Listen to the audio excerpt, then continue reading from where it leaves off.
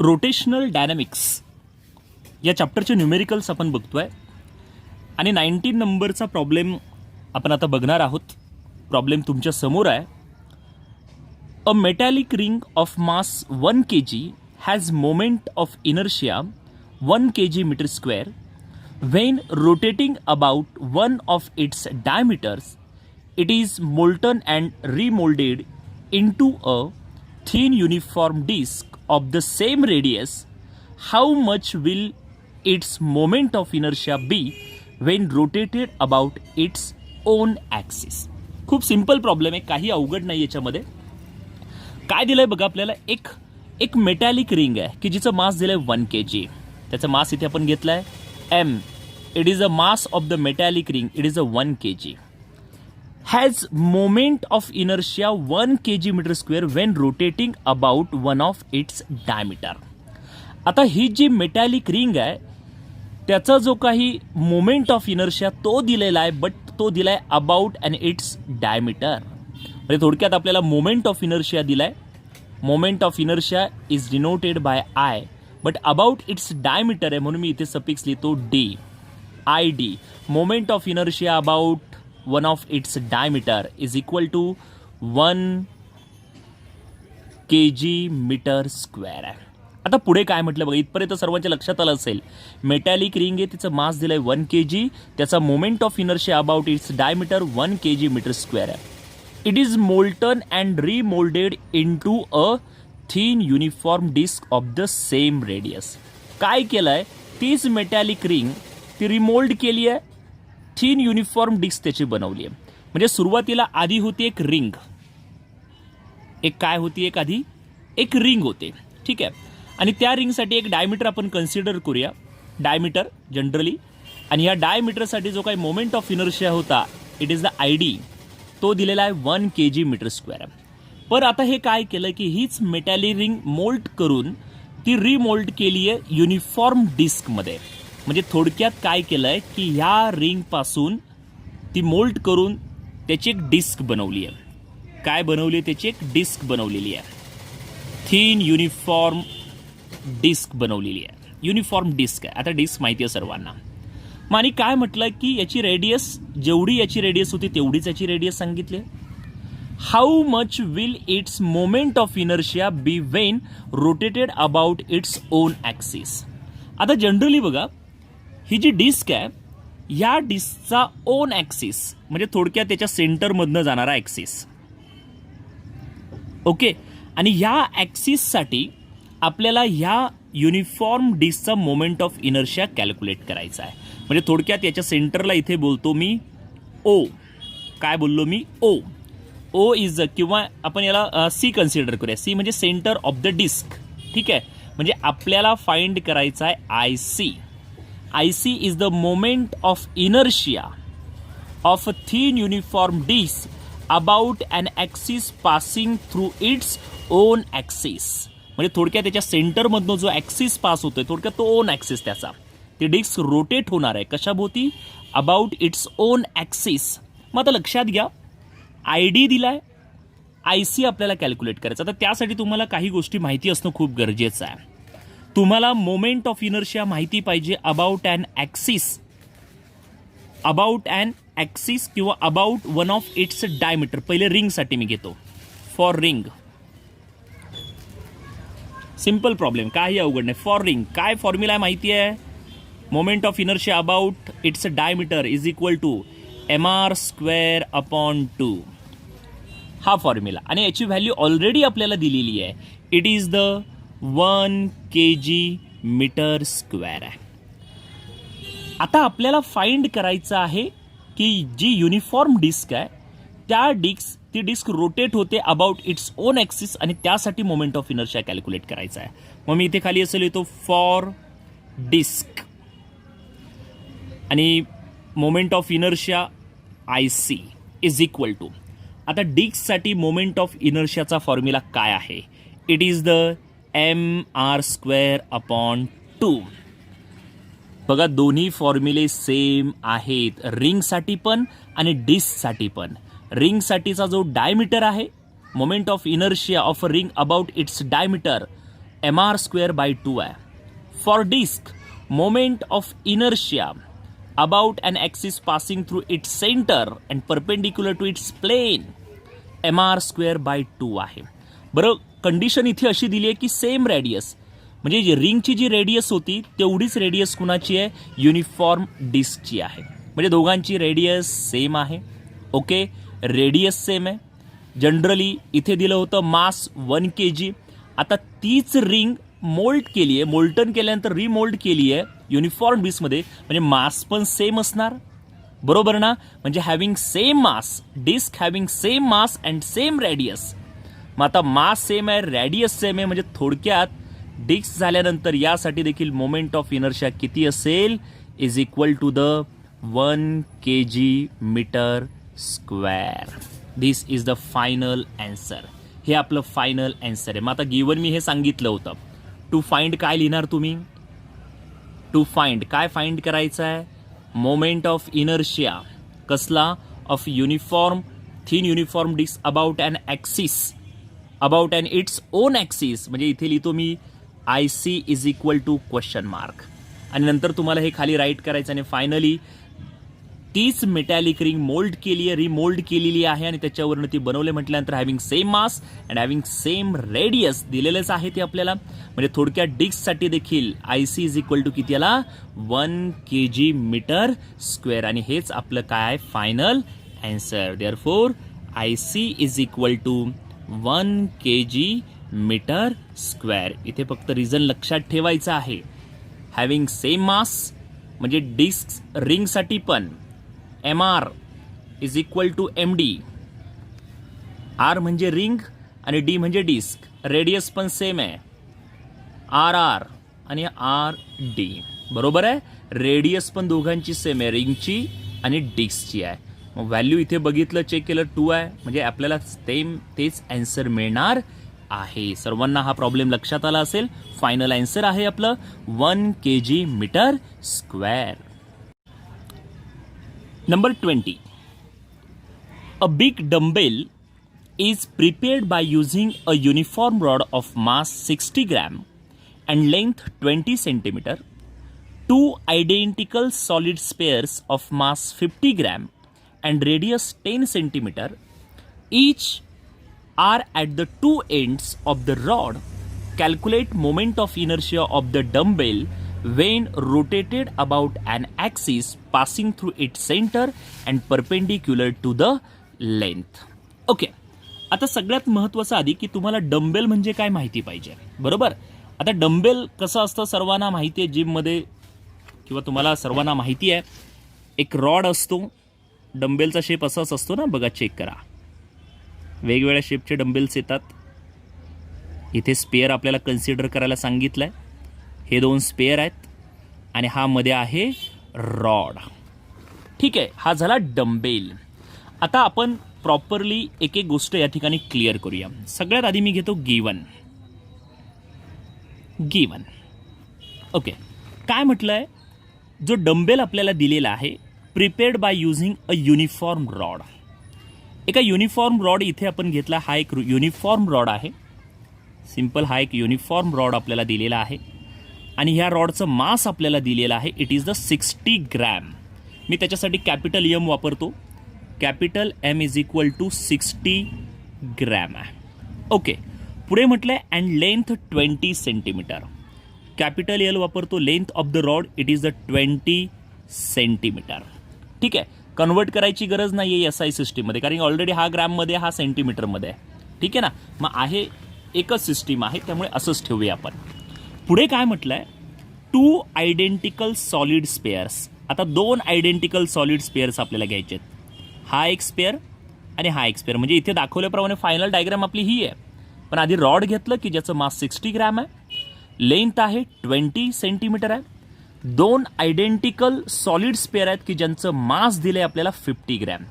मग समजा याला मी बोलतोय हा फर्स्ट स्पेअर आहे, हा सेकंड स्पेअर आहे. ओके, आणि पहिल्या स्पेअरचं मास आहे M1, याचं मास आहे M2, आणि हे मास आपल्याला किती दिलेलं आहे 50, आणि हे पण किती आहे 50 आहे. म्हणजे थोडक्यात M1 is equal to 50, M2 is equal to 50 आहे. ठीक आहे ना? मग जनरली इथे कॅपिटल एम ऑलरेडी आपण यूज केलेला आहे. मग मी काय करतो या ठिकाणी स्मॉल एम कन्सिडर करतो. दोन्ही पण सारखेच आहेत ना, म्हणून मी काय करतो M1 is equal to M2 is equal to small m is equal to 50, कारण की दोघांचाही मास कसा आहे सेम आहे. मग इथे मी लिहितो M is equal to 50 gram mass of the solid sphere and radius 10 centimetre. त्याची रॅडियस जी दिली आहे त्याला बोलतो मी small R is equal to 10 centimetre. ठीक आहे ना. पुढे काय म्हटलंय बघा, radius 10 centimetre, each are at the 2 ends of the rod. आणि हे दोन्ही पण कुठे आहे, रॉडच्या 2 एंड्सला आहेत. म्हणजे बघा इथे हा स्पेअर इथे घेतलाय आणि हा स्पेअर इथे घेतला, एक डंबेल तयार या ठिकाणी झालेला आहे. पुढे काय म्हटलंय बघा, आता काय कॅल्क्युलेट करायला सांगितलंय, calculate moment of inertia of the dumbbell. ह्या पूर्ण डंबेलचा मोमेंट ऑफ इनर्शिया आपल्याला कॅल्क्युलेट करायचा आहे. पण केव्हासाठी, when rotated about an axis passing through its centre and perpendicular to the length. पूर्ण डंबेलचा आपल्याला मोमेंट ऑफ इनर्शिया कॅल्क्युलेट करायचा आहे. पण कोणत्या ॲक्सिससाठी, असा ॲक्सिस जो काय होतो याच्यामधनं सेंटरमधनं पास होतो आहे. पण आता ही एक पूर्ण सिस्टीम तयार झाली बघा, लक्षात घ्या. आपण आतापर्यंत फक्त रॉडचा मोमेंट ऑफ इनर्शिया कॅल्क्युलेट केला आहे, आपण स्पेअरचा मोमेंट ऑफ इनर्शिया कॅल्क्युलेट केला आहे, डंबेलचा केलेला नाही आहे. ओके, मग आता लक्षात घ्या, एकदम प्रॉपरली आपण सॉल्व्ह करूया. ठीक आहे. आता ह्या गोष्टी इथे क्लिअर झाल्यात. R इज इक्वल टू 10 म्हणजे थोडक्यात R1 is equal to R2 is equal to R is equal to 10 centimetre. हे सर्वांच्या लक्षात आलं असेल आता. ठीक आहे. आता आपल्याला काय करायचं की पूर्ण ह्या डंबेलचा मोमेंट ऑफ इनर्शिया फाइंड करायचा आहे. मी इथे लिहितोय टू फाइंड, आपल्याला फाइंड करायचा आहे मोमेंट ऑफ इनर्शिया. नोटेशन आहे I. ओके. आता मोमेंट ऑफ इनर्शिया पूर्ण सिस्टीमचा काढायचा म्हणून मी नोटेशन ठेवतो, फक्त आयच ठेवतोय. पण हे काय लक्षात आलंय, it is a moment of inertia of the dumbbell, of the dumbbell. ठीक आहे. पण कुठून, when rotated about an axis passing through its centre. पण आता इथे बघा, मोमेंट ऑफ इनर्शिया फाइंड करताना 2 स्पेअर आहेत आणि हा रॉड आहे. मग एक फॉर्म्युला तुम्हाला मी या ठिकाणी सांगतोय, आता लक्षात घ्या. फॉर्म्युला. ठीक आहे. आता जनरली पूर्ण या डंबेलसाठी मोमेंट ऑफ इनर्शिया कॅल्क्युलेट करायचा आहे. पण आधी रॉड आपल्याला विचारात घ्यावा लागेल आणि या रॉडच्या सेंटरमधनं जो ॲक्सिस पास होतोय, म्हणजे आपल्याला पूर्ण डंबेलसाठी जर मोमेंट ऑफ इनर्शिया कॅल्क्युलेट करायचं असेल तर काय करावं लागेल तुम्हाला ते सांगतो मी. आधी एक फॉर्म्युला सांगतो इथे. I is the moment of inertia of the dumbbell. ठीक आहे. आय इज इक्वल टू, आधी या रॉडसाठी मोमेंट ऑफ इनर्शिया घ्यावा लागेल about an axis passing through it centre.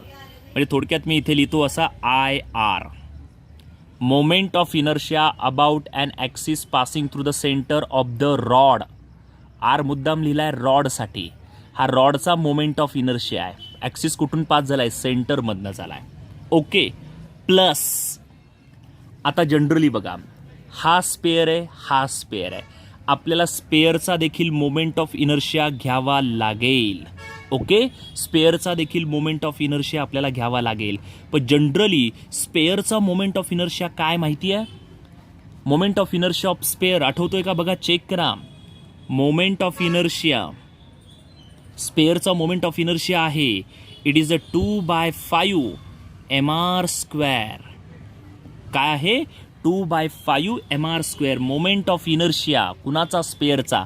पण स्पेअरसाठी मी मास स्मॉल एम कन्सिडर केलाय म्हणून मी इथे याला स्मॉल एम बोलतो. ठीक आहे. काय बोलतो याला मी, स्मॉल एम इथे घेतो मी. ठीक आहे. आता IS, आता मोमेंट ऑफ इनर्शिया कुणासाठी, स्पेअरसाठी आहे, सॉलिड स्पेअर आहे. पण जनरली इथून म्हणजे थोडक्यात हा सेंटर आणि या सेंटरमधून पास झालेला. ठीक आहे. याचा मोमेंट ऑफ इनर्शिया आहे 2/5 mr². आता फॉर्म्युला तुमच्याकडे आहेत सर्व. ठीक आहे. पण आता हा त्याच्या सेंटरमधनं गेलाय ना, म्हणून मी याला इथे IC बोलतो. IC, moment of inertia about an axis passing through it centre.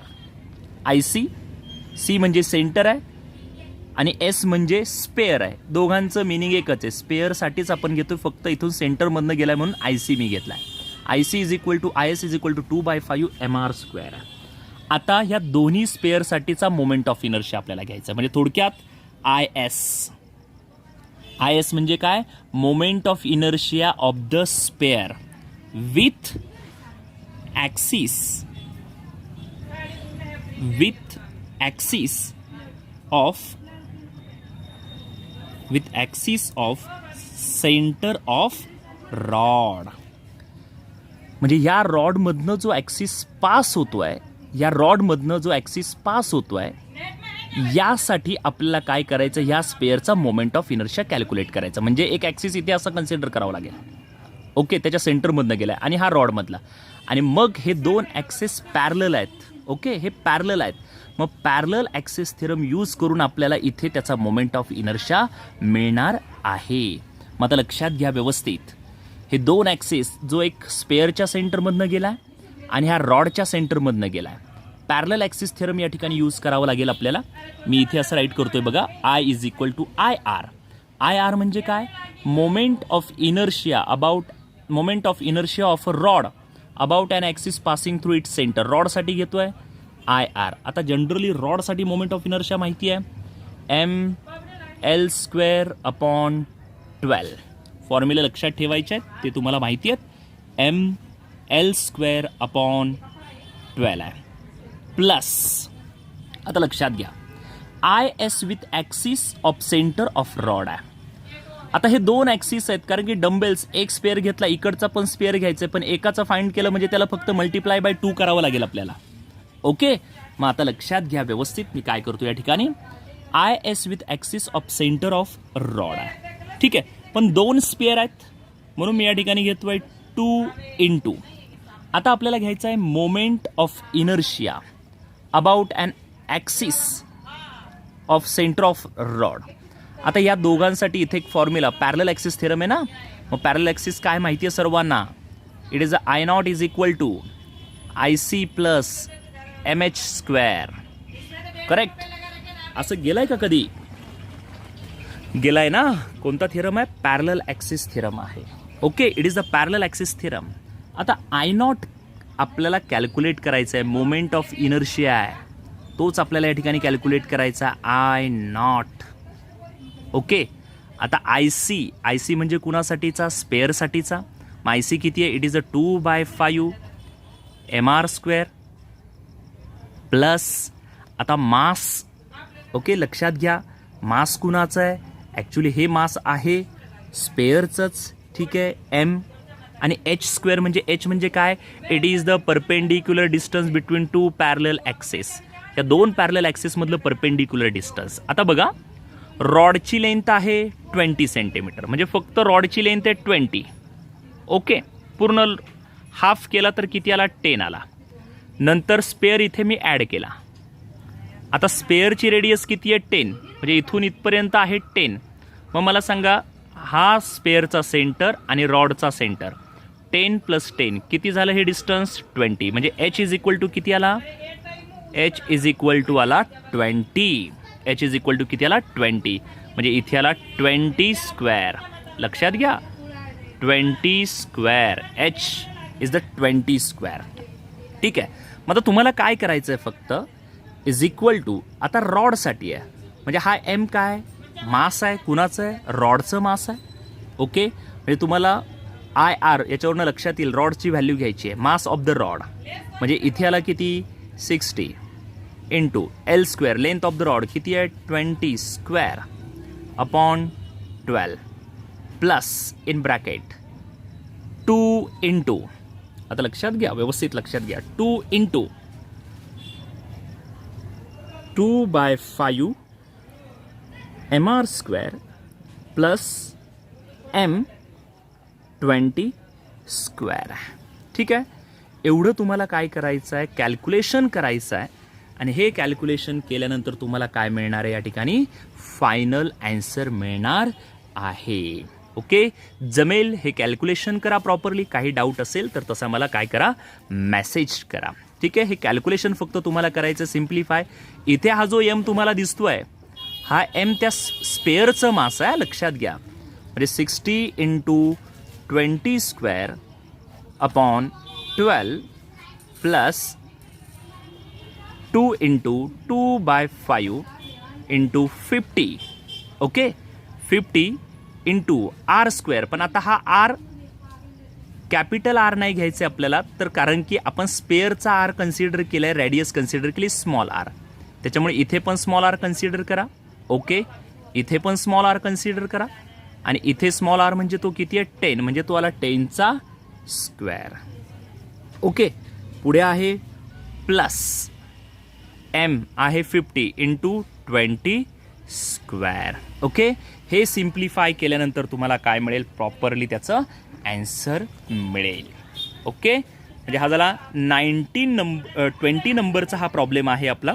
सर्वांचा हा प्रॉब्लेम लक्षात आला असेल. कुणाला आणखी काही डाऊट असेल तर मला मेसेज करा प्लीज. आणि हे कॅल्क्युलेशन मात्र तुम्हाला करावं लागेल.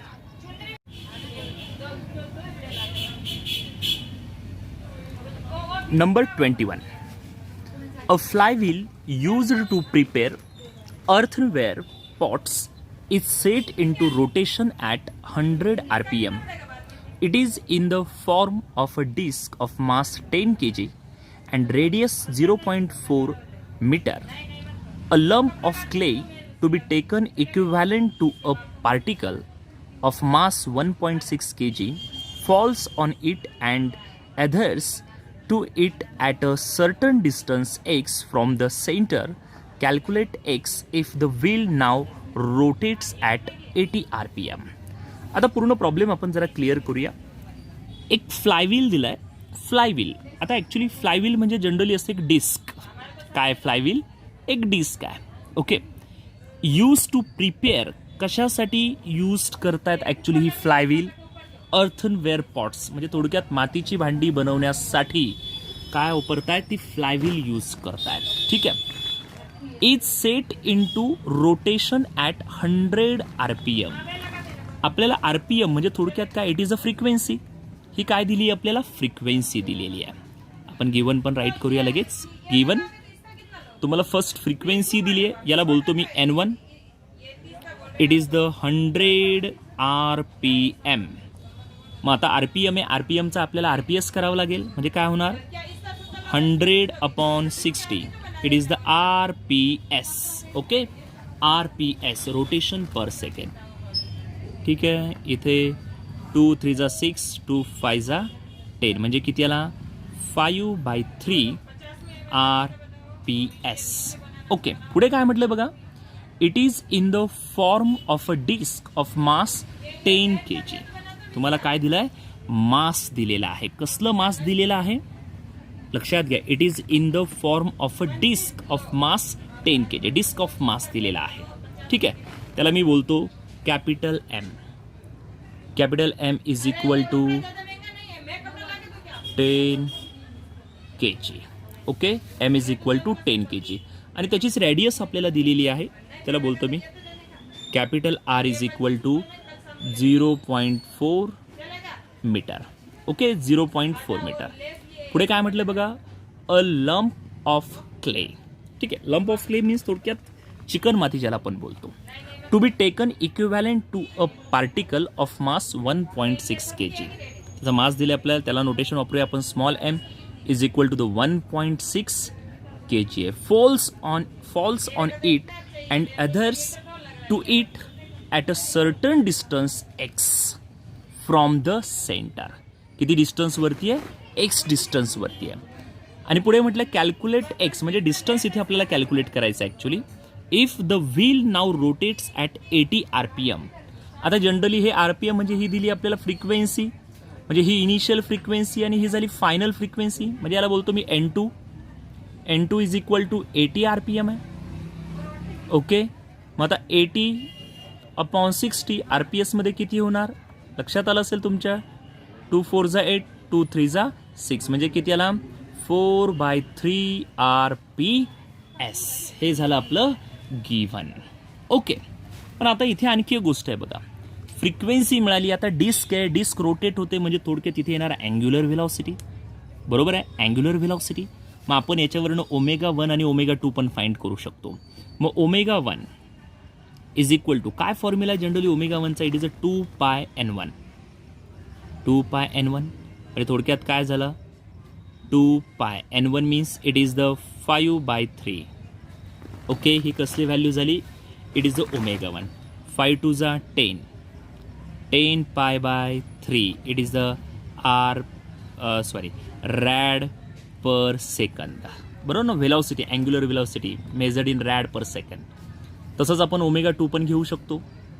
ω2 इज इक्वल टू 2 पाय N2 इज इक्वल टू 2 पाय. What is the value of N2? It is अ 4/3. 4/3 आहे म्हणजे काय होणार? 2 4 जा 8.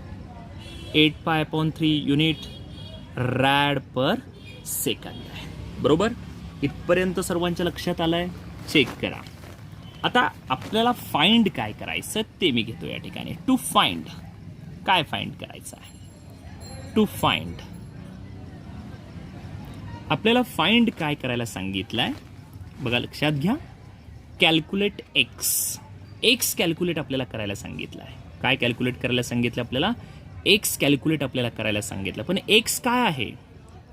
ॲक्च्युली जो काही लंप ऑफ क्ले आहे की ज्याचं मास 1.6 आहे तो फॉल झाला आहे त्या डिस्कवरती. किती डिस्टन्सवरती? एक्स डिस्टन्सवरती. मग ॲक्च्युली ते डिस्टन्स आपल्याला काय करायचं? कॅल्क्युलेट करायचं आहे. मग मी इथे लिहितो X is equal to question mark. आपल्याला डिस्टन्स कॅल्क्युलेट करायचं आहे. कुठून? त्या डिस्कच्या सेंटरपासून कुठपर्यंत? तो जो पार्टिकल आपण कन्सिडर केला, लंप ऑफ क्ले, तो जो पार्टिकल कन्सिडर केला की ज्याचं मास 1.6 आहे तिथपर्यंतचं डिस्टन्स आपल्याला कॅल्क्युलेट करायचं आहे. मग फॉर्म्युला, आता काय फॉर्म्युला आपल्याला वापरावं लागेल? व्यवस्थित लक्षात घ्या. ठीक आहे.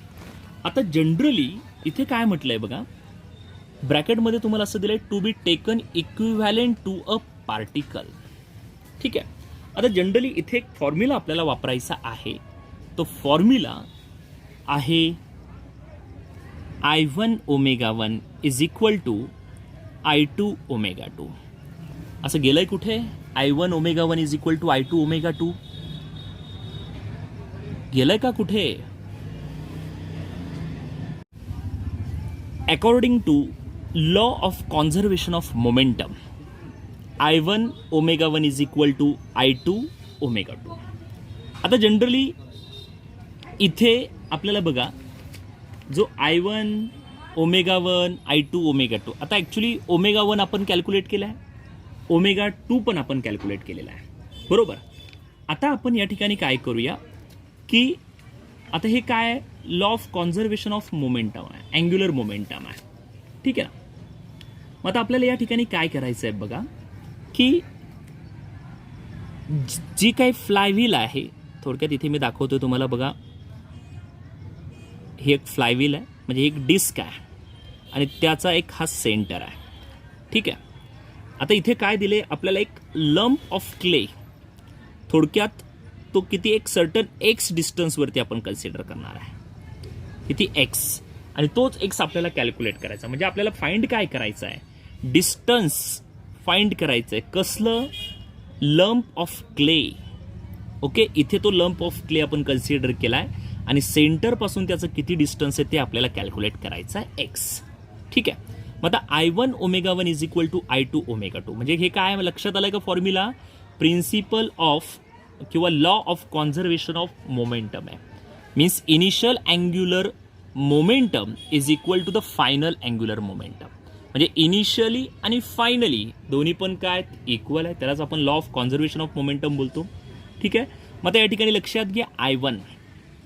आता generally I1 means it is a moment of inertia of the disc. आणि त्याचा मोमेंट ऑफ इनर्शिया आपल्याला माहिती आहे. इट इज द mr²/2 आहे इंटू ω1 इज इक्वल टू. आता पुढे काय बघा, लक्षात घ्या व्यवस्थित. आता पुढे इथे जो आपल्याला लंप ऑफ क्ले आलाय आणि हा त्या डिस्कचा सेंटर आहे. ठीक आहे. म्हणजे या दोघांसाठीचा तो थोडक्यात एक ॲक्सिस आपल्याला कन्सिडर करावा लागेल. याचाही ॲक्सिस थोडक्यात असा आणि याचाही ॲक्सिस, हे दोन्ही ॲक्सिस एकमेकांना पॅरलल होतात. पुन्हा आपल्याला या ठिकाणी काय करावं लागणार आहे? पॅरलल थेरम यूज करावं लागेल. आणि या दोघांमधलं जे डिस्टन्स आहे ते आहे एक्स. मग पॅरलल थेरम काय असतो माहिती आहे? I0 is equal to IC plus MH² आहे. Okay. I0 is equal to IC plus MH² आहे. ठीक आहे. आय नॉट म्हणजे थोडक्यात हा पॉईंट झाला इथला. आता आय सी स्क्वेअर म्हणजे त्याच्या सेंटरमधनं जाणारा, बरोबर ना. आणि सेंटरमधनं जातोय म्हणजे डिस्कसाठी या सेंटरमधनं जातो ॲक्सिस, म्हणजे त्यासाठीचा मोमेंट ऑफ इनर्शियाला एम आर स्क्वेअर बाय 2 आला plus M as it is. आता एच आहे. एच म्हणजे काय, perpendicular distance between 2 parallel axis, म्हणजे ते आलं एक्स स्क्वेअर. ओके, लक्षात येतं सर्वांच्या, चेक करा. M R square by 2 plus M X square आहे. ठीक आहे. हा आय नॉट म्हणजे थोडक्यात जेव्हा हा इथे क्ले आला आहे, लंप ऑफ क्ले आला आहे, तेव्हासाठीचा मोमेंट ऑफ इनर्शिया म्हणजे आय टू आहे. आणि इनिशियली फक्त डिस्कस रोटेट होते ना, त्याचा मोमेंट ऑफ इनर्शिया. नंतर लंप ऑफ क्ले आला आहे तेव्हा त्याच्यासाठीचा मोमेंट ऑफ इनर्शिया. म्हणजे आय टूची व्हॅल्यू काय आली, आय टू म्हणजे थोडक्यात I naught. I two is equal to I naught म्हणजे काय आला, M R square by 2 plus M X square into आहे ओमेगा 2 आहे. आता तुम्हाला काय करायचं, फक्त व्हॅल्यू पुट करायच्या आहेत, बाकी काही करायचं नाही आहे. ठीक आहे. आधी जनरली आपण बघूया हा कॅपिटल एम. ठीक आहे ना. आता कॅपिटल एम म्हणजे हे I1 कुणासाठी आहे, फ्लायव्हीलसाठी आहे. आधी फ्लायव्हील त्याचं मास दिलं आहे 10 kg. मग इथे मी घेतोय 10 into R means radius of the flywheel, it is a 0.4 त्याचा स्क्वेअर अपॉन 2 इंटू ओमेगा 1 किती आला आहे, omega 1 is the 10 pi by 3 आहे. तुम्हाला व्हॅल्यू पुट करून देतो, कॅल्क्युलेशन तुम्ही करा. आता इथे बघा एम आर स्क्वेअर बाय 2 आहे. आता कॅपिटल एम, कारण की हा एम आर स्क्वेअर बाय 2 कुणासाठी आहे, डिस्कच्या सेंटरमधनं, बरोबर, त्याचा मोमेंट ऑफ इनर्शिया आहे. म्हणजे इथे आला 10 into R square 0.4 square upon 2 आहे प्लस आता एम एक्स स्क्वेअर. आता एम म्हणजे काय, इट इज द मास. कुणाचं मास आहे, लंप ऑफ क्ले, त्याचं मास.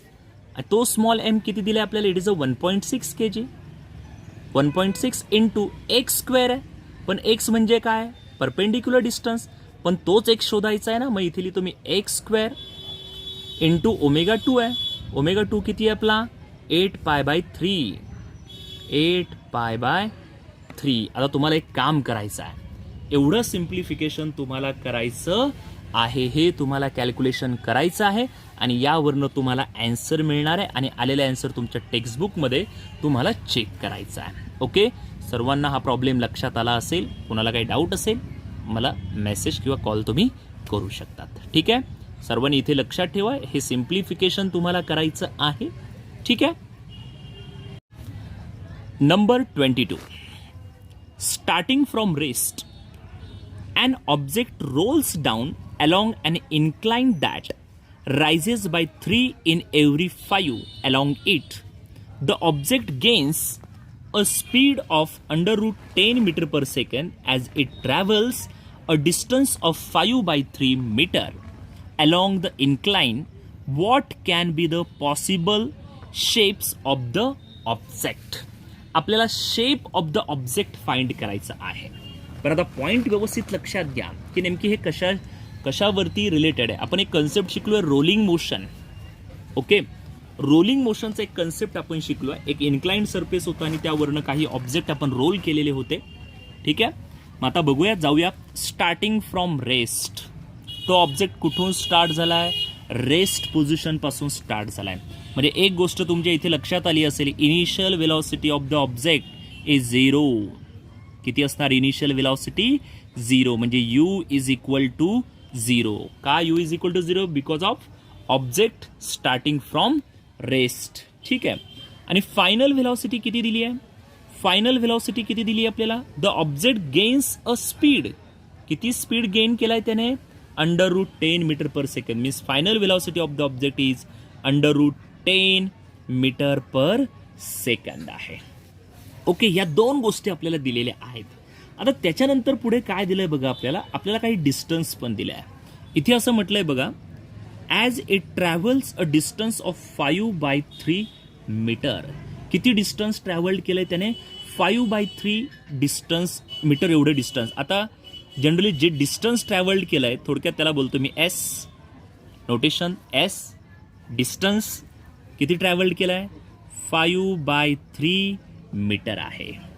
ओके, आता लक्षात घ्या की आपल्याला काय फाइंड करायचं आहे. टू फाइंड आपल्याला फाइंड करायचं आहे what can be the possible shape of object. म्हणजे आपल्याला त्या ऑब्जेक्टचा पॉसिबल शेप काय असेल ते फाइंड करायचं आहे. Shape of object, shape of the object आपल्याला फाइंड करायचं आहे. ओके, मग आता लक्षात घ्या शेप ऑफ द ऑब्जेक्ट आपल्याला फाइंड करायचं आहे. आता इथे आपल्याला कोणता फॉर्म्युला वापरावा लागेल, नेमकी काय करावं लागेल ते खूप महत्त्वाचं आहे. ठीक आहे, आता रोलिंग मोशनमध्ये आपण एक फॉर्म्युला बघितला.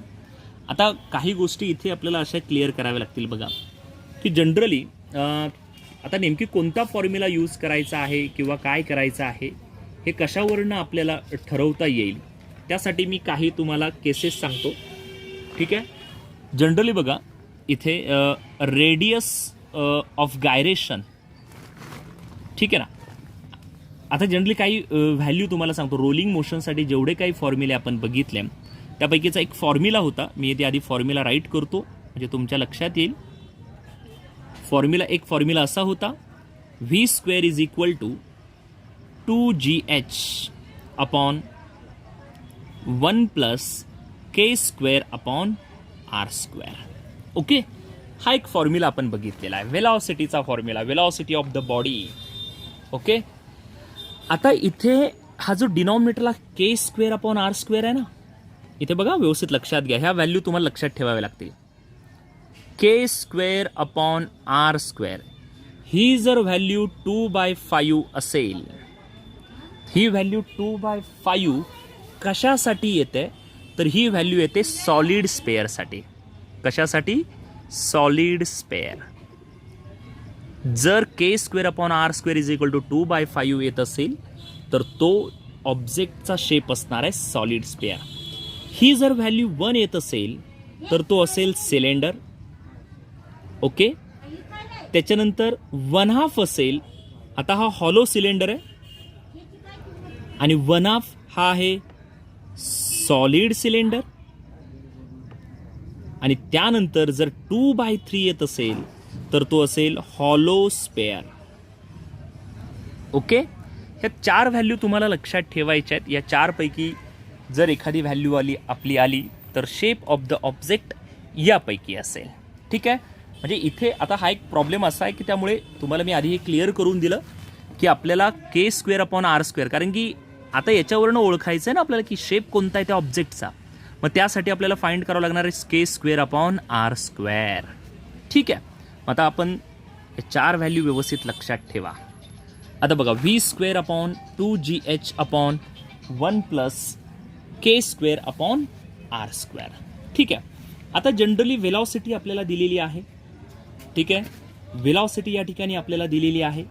त्याच्यानंतर इनिशियल वेलॉसिटी तर 0च आहे. ठीक आहे,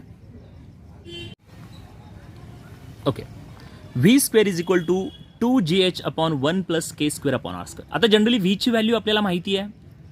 g आपल्याला यूज करायचा आहे 10 मीटर पर सेकंद स्क्वेअर. आता h आपल्याला माहिती नाही आहे बघा, आणि k² अपॉन r² किती येतोय तो आपल्याला फाइंड करायचा आहे. मग आपल्याला फाइंड करावं लागणार आहे h. काय फाइंड करावं लागेल? h. आता ॲक्च्युली इथे काय म्हटलंय बघा, starting from rest object rolls down along incline. आता एक इन्क्लाइंड सरफेस आपल्याला घ्यायचा या ठिकाणी असा, म्हणजे थोडक्यात हा रोड झाला असा. ओके, आणि त्या रोडची ही झाली हाईट, बरोबर ना. हा तो अँगल, हा हॉरिझॉन्टल. इथे मी घेतो, इथून तो ऑब्जेक्ट ॲक्च्युली स्टार्ट झाला आहे, रोल होणार आहे स्टार्टिंग फ्रॉम रेस्ट. इथे त्याची इनिशियल वेलॉसिटी 0 आणि तो खाली रोल होत कुठे येणार आहे? खाली येणार आहे. ओके, आणि फायनली त्यांनी किती वेलॉसिटी गेन केली? It is √10 metre per second आहे. मग आपल्याला फाइंड करायचा आहे h. पण तुम्हाला एक स्टेटमेंट असं दिलंय बघा, an object rolls down along an incline that rises by 3 in every 5 along it. The object gain. आता याचं मिनिंग काय तुम्हाला सांगतो मी. दॅट रायझेस बाय 3 आहे, इन्क्लाइन आहे ना, तो जो इन्क्लाइंड सरफेस कितीने राईज झाला आहे, 3 ने राईज झालेला आहे. ओके, म्हणजे थोडक्यात जनरली ही जी व्हॅल्यू आहे ही आली 3 आणि जेवढा राईज झाला आहे इन एव्हरी 5, म्हणजे थोडक्यात काय लक्षात घ्या, actually an object rolls down along an incline that rises by 3 in every 5. म्हणजे थोडक्यात काय ॲक्च्युली तो जो ऑब्जेक्ट आहे तो किती डिस्टन्स ट्रॅव्हल करतोय, 5 मीटर एवढं डिस्टन्स ट्रॅव्हल करतोय. किती, 5 मीटर एवढं डिस्टन्स ट्रॅव्हल करतोय आणि त्याची हाईट कितीने इन्क्रीज झाली आहे, 3 मीटरने इन्क्रीज झालेली आहे. असं त्याचं मिनिंग आहे. ॲक्च्युली राईज झालाय 3 ने, म्हणजे असा 3 ने तो जो इन्क्लाइंड सरफेस आहे तो, ठीक आहे, आणि किती डिस्टन्स त्याने कव्हर्ड केलाय, ट्रॅव्हल्ड केलाय, 5 मीटर ट्रॅव्हल्ड केलेला आहे. ओके, मग आता अशा केसमध्ये आपल्याला फाइंड करायचं आहे आता एच. बघा हे जनरल, हे इथे हे जे त्याचं डिस्टन्स आहे, कव्हर्ड केलेलं डिस्टन्स थोडक्यात, ठीक आहे. या 2 केस आहेत आपल्याला या ठिकाणी बघायच्या आहेत. मग आता सगळ्यात आधी मी काय करतोय की या डायग्रामवरनं मी आधी आपण एच काढूया, ठीक आहे. आता एच काढायचं म्हटल्यानंतर ह्या अँगलची ही अपोजिट साईड आहे, म्हणजे काय झाला, थिटा इज इक्वल टू, आता कोणता थिटा अपोजिट साईड काढायची म्हटल्यानंतर साईन वापरावं लागेल, trigonometric function sine theta, opposite side upon hypotenuse H upon S, म्हणजे एच काय झाला, H is equal to S sine theta आहे. काय झालं, H is equal to S sine theta आहे. बरोबर आहे. आता लक्षात घ्या, पण generally sine theta is equal to, आता एच जर आपण कन्सिडर केला तर तो कितीने राईज झाला होता, 3 ने राईज झाला होता आणि किती डिस्टन्स ट्रॅव्हल केलाय, 5 मीटर डिस्टन्स ट्रॅव्हल केलाय. म्हणजे हेच इथे आपण असंही घेऊ शकतो 3/5. किती घेऊ शकतो आपण, 3/5 घेणार आपण, ठीक आहे. मग आता लक्षात घ्या, sine theta is equal to h/s. Okay, म्हणजे 3 किती आला, 5 मीटर आला. पण आपल्याला त्याने किती डिस्टन्स ट्रॅव्हल्ड केलंय ते इथं दिलंय, distance of 5/3 along the inclined, ठीक आहे. म्हणजे आपल्याला एस दिलेला आहे, किती दिला, एस 5/3 मीटर आहे. Okay okay, S is equal to 5/3 metre हे गिवन आहे. अँड फ्रॉम द फिगर अजून एक कंडिशन दिली की त्या कंडिशनवरनं आपल्याला 3/5 आला आहे. Sine theta is equal to 3/5 आला आहे. मग आपण काय करूया, H is equal to S घेऊया 5/3 आणि साईन थिटा घेऊया आपण 3/5. म्हणजे हाईट किती आली, जनरली एच आला 1, therefore H is equal to 1 आला, ठीक आहे. मग आता तुम्हाला काय करायचं आहे बघा, ह्या फॉर्म्युल्यामध्ये सगळ्या व्हॅल्यू पुट करायच्या. आता v², व्हीची व्हॅल्यू किती आहे, इट इज √10. मग मी इथे घेतो √10 त्याचा square is equal to 2 into g means 10 into 1 upon 1 plus k² upon r².